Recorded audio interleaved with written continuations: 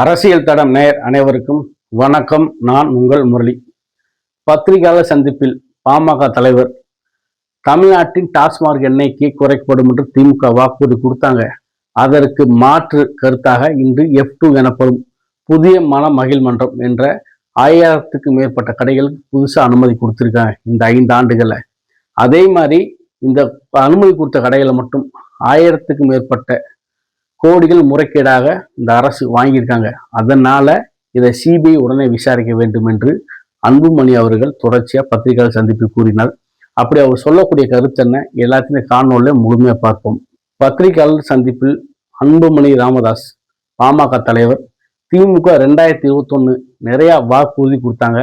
அதுல மிக முக்கியமான விஷயம் பெண்கள் வாக்கை கவர்வதற்காக தமிழ்நாட்டில் நாங்கள் ஆட்சிக்கு 2021 வெற்றி பெற்று வந்தால் தமிழ்நாட்டில் படிப்படியாக டாஸ்மாக் கடைகள் எண்ணிக்கை குறைக்கப்படும். இதை பூரண மதுவிலை கொண்டு வருவதற்கு இதன் மூலம் அடித்தளம் வகுக்க போறோம் அப்படின்னு தேர்தல் வாக்குறுதி கொடுத்தாங்க.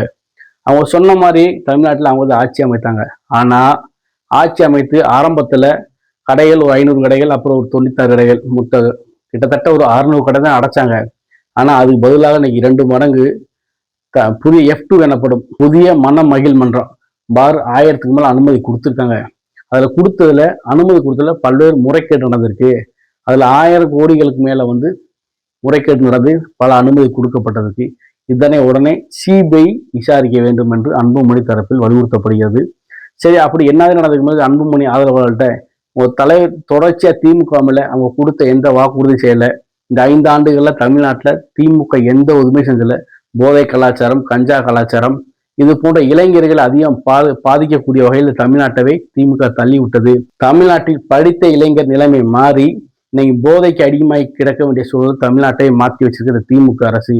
இதை வரக்கூடிய சட்டமன்ற தேர்தல் எப்படியாவது அகற்றிட வேண்டும் என்று தொடர்ச்சி அன்புமணி அவர்கள் பல்வேறு குற்றச்சாட்டை திமுக தரப்பில் வைக்கிறாங்களே. 2017 2021 வரைக்கும் அதிமுக ஆட்சியில் இருந்தாங்களே, அப்பெல்லாம் எந்த தவறு நடக்கலையா, எந்த பிரச்சனை நடக்கலையா அப்படின்னு அன்புமணி அவர்களின் ஆதரவாளரிடம் போய் கேட்கும்போது இல்லை, இது தொடர்ச்சியாக பார்த்தீங்கன்னா இந்த 5 ஆண்டுகளில் இந்த போதை பழக்கங்கள், அதே மாதிரி மது குடிப்பவர்கள் இளைஞர்கள் மத்தியில் ரொம்ப அதிகமாயிடுச்சு. தமிழ்நாடு வந்து பெரிய சாதனையாக சொல்கிறாங்க.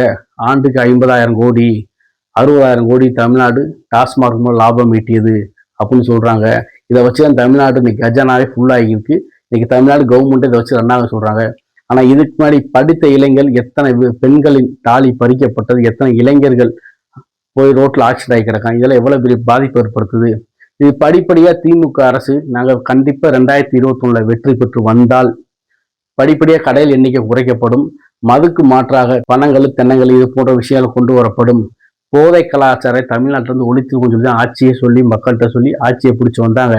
ஆனால் இன்னைக்கு அப்படியே மாற்றா போய் தனியார் பார்களை ரொம்ப அதிகப்படுத்துறதுக்கு என்ன வழியோ அதுக்கு திமுக அரசு ரொம்ப அதிகமாக பண்ணுறாங்க. இது கூட பரவாயில்லைங்க, இவங்க வந்தப்ப டாஸ்மாக் கட்டணம் வேற கூடியிருக்கு அப்படின்னு ரொம்ப ஃபீல் பண்ணி யாரு பாமகவின்னா சொல்றாங்க. எப்ப நீங்க எதையும் டாஸ்மார்க்கே போக மாட்டேங்கிறே, டாஸ்மாக் ரொம்ப எதிர்ப்பானவர்களே, உங்களுக்கு எப்படி தெரியும்? ஆனா போறவங்க சொல்லுவாங்கல்ல, நாங்க எங்கால போக மாட்டோம்ல, எங்க கொள்ளையே டாஸ்மார்க் போகக்கூடாது வந்தேன். ஆனா அங்க போறவங்க சொல்றாங்களே, அதே மாதிரி பாட்டிலுக்கு 10, பீருக்கு 20 வாங்குறாங்க. பல 1000 கோடி முறைகேடா இங்கேருந்து பெறப்பட்டது. இதெல்லாம் வந்து சிபிஐ விசாரணை பண்ணி உடனே தேர்தலுக்கு முன்னாடி இந்த நடவடிக்கை ரொம்ப துரிதப்படுத்தி தமிழ்நாடு சட்டமன்ற தேர்தலில் இந்த முறைகேடா வரக்கூடிய இந்த பணத்தின் மூலம் மக்களுக்கு திரும்ப கொண்டு போய் பணமாக கொடுத்து வாங்கக்கூடிய சூழல் உருவாயிரும். அதனாலதே எங்க தலைவர் சொல்றாரு, தொடர்ச்சி அந்த கருப்பு பணம், இது போல் முறைகேடா உள்ள பணங்கள் அனைத்துமே மேலே உள்ள பிஜேபி அரசின் மூலம் ஐடி சிபிஐ மூலம் இதை பூரா முடக்கணும். அதுக்கு உண்டான வேலையை நாங்கள் உடனே ஸ்டார்ட் பண்றோம். இல்லை மதுரை மட்டுமா சம்பாரிச்சாங்க, ஆத்து மண், கிராவல் எல்லாத்துலேயுமே கனிமலை ஃபுல்லா தமிழ்நாட்டை அழிச்சிட்டாங்க, குவாரி. இப்போ நீங்க செய்தியோட தொடர்ச்சியா பார்த்துருப்பீங்க. எம்எல்ஏ திமுக சேர்ந்த எம்எல்ஏயும் கூட தன்னை எம்எல்ஏ என்று மறந்துட்டு போய் மக்களோட சண்டை போடுறது, பத்திரிகையாளர் அடிப்பது, திமுக சேர்ந்த கவுன்சிலர் முக்கியமான பதவி இருக்கக்கூடியவங்க ஹோட்டல் கடையில் போய் சாப்பாடு சண்டை போடுறது, தொடர்ச்சி அந்த 5 ஆண்டுகளை சட்ட ஒழுங்கு எவ்வளவு சீர்கட்டு போயிருக்கு உங்களுக்கு தெரியுமில்ல. அவங்களுக்கு சொல்ல வேண்டிய அவசியமா இருக்கு. ஹோட்டலில் போய் சாப்பிட்றாங்க, சாப்பிட்டதுக்கு 100 ரூபா கொடுக்க முடியாத அளவு கூட நாங்கள் ஆளுங்கட்சி சொல்லி சண்டை போடுறாங்க. அவ்வளவு மோசமா இருக்கு. திருச்சி, கரூர் எல்லா மாவட்டங்களையும் ஆத்து பகுதியில் தொடர்ச்சியா மண் திட்டு அள்ளி குமிஞ்சுக்கு இருக்கு. அதுல வந்து கிட்டத்தட்ட பல 1000 கோடி முறைகேடாயிருக்கு. உடனே இதை வந்து மத்திய அரசிட்ட கொண்டு போய் இந்த தகவல்லாம் உடனே வழக்கு பதிவு செய்து வரக்கூடிய சட்டமன்ற தேர்தலில் இந்த முறைகேடா போகக்கூடியவங்க எல்லாம் இதை சம்பாரிச்ச பணத்தெல்லாம் எப்படி முடக்கணும் எங்களுக்கு வழி தெரியும், அதுக்குண்டான வேலையை எங்க தலைவர் பார்த்துக்கிருக்கார் அப்படின்னு யார் சொல்றா? பாமகவினர் சொல்றாங்க. இதை பத்தி திமுகவினர்கிட்ட இந்த மாதிரி உங்க மேல தொடர்ச்சியா பாமகவினர் தொடர்ச்சியா பல்வேறு குற்றச்சாட்டு வைக்கிறாங்களே, இதுக்கு என்ன தலைவர் நீங்க சொல்றீங்க? ஏன்னா சொன்ன வாக்குறுதி எதுவும் செய்யல, தமிழ்நாட்டை சட்ட ஒழுங்கு சரியில்லை, அதே மாதிரி போலீஸ் இரும்பு கரங்கள் கொண்டு அறக்கப்பட்டது என்று பல்வேறு குற்றம் தொடர்ச்சியா வச்சுக்கிட்டே இருக்காங்களே, இதுக்கு நீங்க என்ன சொல்றீங்க? அவங்க என்னங்க சொல்ல முடியும்? இந்த 5 ஆண்டு தமிழ்நாட்டில் பொற்கால ஆட்சி நடந்திருக்கு. தளபதி வந்தார்ல, ஸ்டாலின் தான் வராது விடியல் தர போறார் சொன்ன மாதிரி தமிழ்நாட்டுக்கு விடியல் ஆட்சி நடந்திருக்கு. எந்த ஒரு குற்றம் நடந்தால் உடனே ஸ்பாட்ல போய் உடனே சரி பண்ணக்கூடிய அளவுக்கு தமிழ்நாடு ரொம்ப புனித ஆட்சி நடந்துருக்கு. இங்க ஊழலோ எந்த விஷயம் நடக்கல. எங்க ஆட்சியெல்லாம் குறை சொல்ல முடியுமா? சரி, அப்படி சப்போஸ் அவங்க சொல்ற போய் நடந்தா 2024 மீண்டும் எங்களுக்கு வாய்ப்பு இருக்குன்னு சொல்ல முடியுமா? பாருங்க, என்ன குற்றச்சாட்டு வேணும்னா என்டிஏ கூட்டணி எங்களை வச்சுக்கிட்டே இருக்கட்டும், எங்களுக்கு அதை பத்தி கவலை. எங்களுக்கு முழுக்க முழுக்க மக்கள் செல்வாக்கு எங்களுக்கு இருக்கு. வரக்கூடிய சட்டமன்ற தேர்தல் தமிழ்நாட்டுக்கா டெல்லிக்கா எங்க தலைவர் சொல்லியிருக்காரு. தமிழ்நாட்டு மக்கள் எங்களை எந்த காரணத்தை கொண்டு விட்டு தர மாட்டாங்க. இந்த தடவை 234 தொகுதியிலும் கண்டிப்பா நாங்க ஜெயிக்க அதிக வாய்ப்பு இருக்குது. அதுல 200க்கு 200 எங்க தலைவர் சொல்லியிருக்காரு. அந்த டார்கெட் கண்டிப்பா அடிச்சுக்குவோம். வரக்கூடிய சட்டமன்ற தேர்தல ஒற்றை இலக்குல தான் அவங்க ஜெயிக்கக்கூடிய வாய்ப்பே இருக்கு. எதிர்கட்சியா கூட உட்கார முடியாது, அந்த அளவுக்கு மக்கள் செல்வாக்கு எங்கிட்ட இருக்கு. பாமக தொடர்ச்சி எங்க மேல பல்வேறு குற்றச்சாட்டு வைக்கிறாங்களே, அவன் மாநாடு பொதுக்கூட்டம் நடக்கக்கூடிய இடத்துல அன்றைய சூழ் அதை சுற்றி உள்ள டாஸ்மாக் கடைகளில் போய் கேட்டோம்னா அன்னைக்கு நார்மல் டேஸோட அன்னைக்கு கொஞ்சம் வியாபாரம் அதிகமாக போயிருக்கும், விற்பனை அதிகமாக போயிருக்கும். இவங்களுக்கே கூட்டம் கூடணும்னா டாஸ்மார்க்ல வந்து சில பாட்டில்களை இறக்கி விட்டாதே அவங்களுக்கு கூட்டம் வரும். அவங்க சும்மா வெளியே வேணும்னா அப்படி சொல்லுவாங்க, அதெல்லாம் சும்மா கருத்துங்க.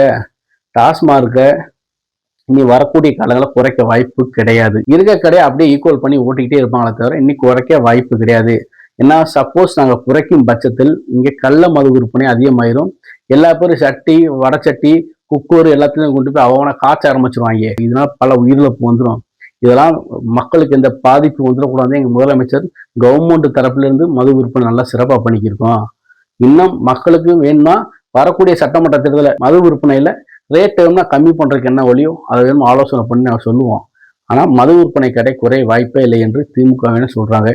இதை பற்றி சமூக ஆர்வலர்கிட்ட என்னங்க இருதரப்புல 2 கருத்து சொல்கிறாங்க, என்ன நீங்கள் நினைக்கிறீங்க கேட்டதுக்கு, என்னங்க இவங்களுக்கு எப்பயுமே சட்டமன்ற தேர்தல் முடிஞ்சு கிட்டத்தட்ட 4.5 வருஷம் ஆனா பின்னாடிதான் தமிழ்நாட்டில் மண்ணல்றது தெரியும், டாஸ்மாக் விற்பனையில் ஊழல் தெரியும், அதே மாதிரி குவாரியில் ஊழல் தெரியும். எல்லாமே இந்த 6 மாசத்துல தெரியுமா?